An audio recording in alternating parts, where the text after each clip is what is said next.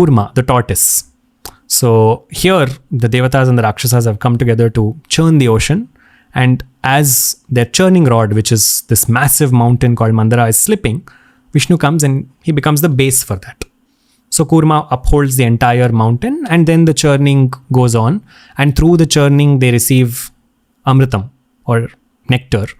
And that elixir that they receive, again, Vishnu comes to give them. So when we tell the story of Dashavataras, it's very interesting. We quickly tell them. But most often, within one avatara, multiple avatars will come. So for example, the second avatar that we talk about is Kurma Avataram. Vishnu as the tortoise. But at the end of Kurma Avataram, it's Vishnu who comes as Dhanvantri and gives everybody the Amritam that was hidden inside the Samudram. So that's another avataram of Vishnu that altogether manifests there. But when we tell it sequentially, it doesn't really come out over here. Dhanvantri is a deity who's considered the healing deity, if I'm not mistaken, right? Yes. You pray to it if you want quick healing. Any kind of healing. So again, within Vaishnavism, when you view Vishnu as Parabrahma or the Supreme, if your health is not okay, he will take the form of Dhanvantri. If you view Shiva as your Ishtadevata or as the Supreme, then Shiva has a form called Vaidyeshwara. Vaidya is again doctor. So Shiva becomes the healer.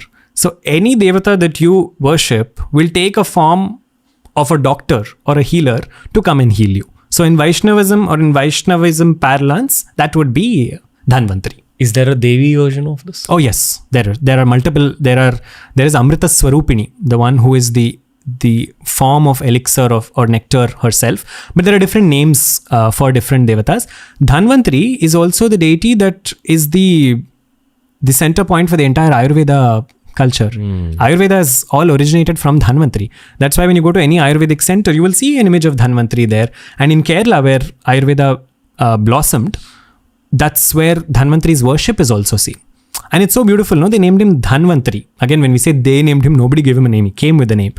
But Dhan, that we typically translate as wealth, literally health is wealth. And he's like he's a constant reminder of that. So in fact, the festival that we celebrate as Dhanteras is the day that Dhanvantri came from the ocean of milk. So it is Dhana Trayodashi because he came, not because it's about buying.